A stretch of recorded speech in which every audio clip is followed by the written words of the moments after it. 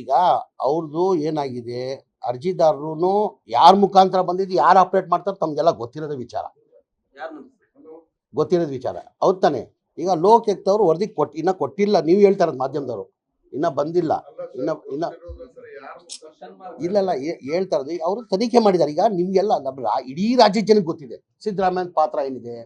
ಇದು ಸ್ವಾತಂತ್ರ್ಯ ಬರೋದ್ ಮುಂಚೆ ಲಿಂಗ ಅಂತ ಹೇಳ್ಬಿಟ್ಟು ಅವ್ರ ಜಾಗ ಪರ್ಚೇಸ್ ಮಾಡಿದ್ದು ಆಕ್ಷನ್ ಅಲ್ಲಿ, DC ಆಕ್ಷನ್ ಲ್ಯಾಂಡ್ ಅಲ್ಲಿ ಪರ್ಚೇಸ್ ಮಾಡಿರೋದು.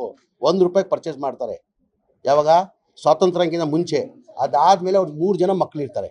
3 ಜನ ಮಕ್ಕಳಲ್ಲಿ ದೇವರಾಜ್ ಅಂತ ಒಬ್ಬ ಮಗ ಇರ್ತಾನೆ. ಈ ಭಾಗ ಏನು ವಿಜಯನಗರ 3 ಗುಂಟೆ ಚಿಲ್ಲರೆ ಏನೋ ಇದೆಯಲ್ಲ, ಆ ಜಾಗ ದೇವರಾಜ್ ಹೋಗ್ತಾರೆ. ದೇವರಾಜ್ ಅವರು ಸಿದ್ದರಾಮಯ್ಯ ಅವ್ರು ಬಾಂಬೆದನ್ ಕೊಡ್ತಾನೆ. ಅವ್ರು ಬಾಂಬೆದವ್ರು ಕನ್ವರ್ಷನ್ ಎಲ್ಲ ಮಾಡಿ ಅಕ್ಕನಿಗೆ ಗಿಫ್ಟ್ ಕೊಡ್ತಾರೆ. ಇದ್ರಲ್ಲಿ ಸಿದ್ದರಾಮಯ್ಯ ಪಾತ್ರ ಏನಿದೆ? ಸಿದ್ದರಾಮಯ್ಯ ರೋಲ್ ಎಲ್ಲಿದೆ? ಏನಾದ್ರು ಒಂದು ಇರ್ಬೇಕು ತಾನೆ, ಸಿದ್ದರಾಮಯ್ಯ ಏನೋ ಒಂದು ಇರ್ಬೇಕು ತಾನೆ. ಈ ಸುಮ್ಗೆ ಸೃಷ್ಟಿ ಮಾಡಿದ್ದು ಏನಾಗಿದೆ? ಈಗ ಸಿದ್ದರಾಮಯ್ಯಗೆ ಏನಾದ್ರು ತೊಂದರೆ ಕೊಟ್ರೆ ಕಾಂಗ್ರೆಸ್ ಪಕ್ಷ ಹಿನ್ನಡೆ ಆಗ್ತದೆ.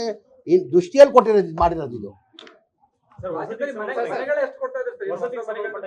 ಈಗ ಟೋಟಲ್ 2015 ಹಿಡ್ಕೊಂಡು 2018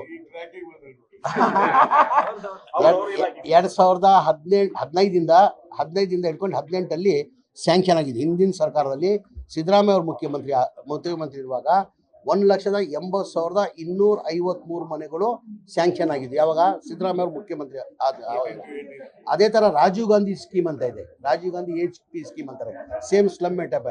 ಅದು 47,860 ಮನೆಗಳು, ಒಟ್ಟಾಗಿ 2,30,030 ಮನೆಗಳು ಹಿಂದಿನ ಸಿದ್ದರಾಮಯ್ಯ ಸರ್ಕಾರ ಇರುವಾಗ ಸ್ಯಾಂಕ್ಷನ್ ಆಗಿದ್ದು. ಅದಾದ್ಮೇಲೆ ಒಂದ್ ಮನೆನೂ ಸ್ಯಾಂಕ್ಷನ್ ಆಗಿಲ್ಲ, ಒಂದ್ ಮನೆನೂ ಕೊಡಕ್ ಸಾಧ್ಯ ಆಗಿಲ್ಲ.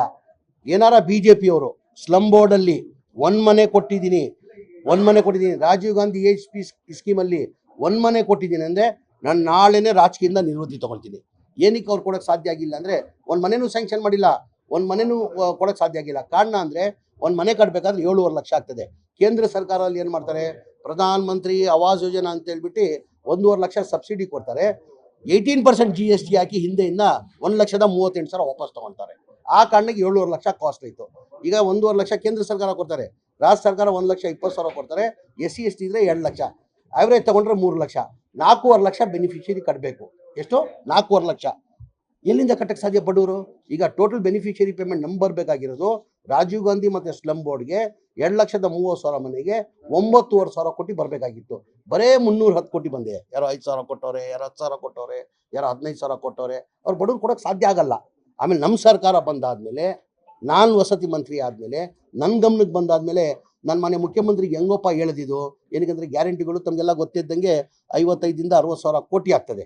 ಅದಲ್ಲಿ ಇದು 9,000 ಕೋಟಿ ಹೆಂಗೋಪ್ಪ ಕೇಳಲಿ ಅಂತ ಹೇಳ್ಬಿಟ್ಟು ನಾನು ಧೈರ್ಯ ಮಾಡಿ ಮನೆ ಮುಖ್ಯಮಂತ್ರಿ ಗಮನಕ್ಕೆ ತಂದೆ.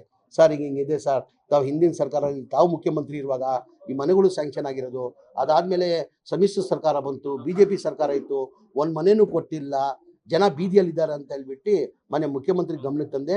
ಮನೆ ಮುಖ್ಯಮಂತ್ರಿಗಳು 2-3 ರಿವ್ಯೂ ಮೀಟಿಂಗ್ ಮಾಡಿ ಅವ್ರ ಬಡವ್ರ ಬಗ್ಗೆ ಕಾಲೇಜ್ ಇದ್ದಿದ್ದ ಕಾರಣಕ್ಕೆ ತೀರ್ಮಾನ ಮಾಡಿ, ಇಲ್ಲ ನೀನು ಹೇಳ್ತಾರ ಸತ್ಯ, ಇದು ಬಡವ್ರು ದುಡ್ಡು ಕಟ್ಟಕ್ಕಾಗಕ್ಕೆ ಸಾಧ್ಯ ಆಗಲ್ಲ, ಇದು ನಾನು ದುಡ್ಡು ಕೊಡ್ತೀನಿ ಅಂತ ಹೇಳ್ಬಿಟ್ಟು ಹೋದ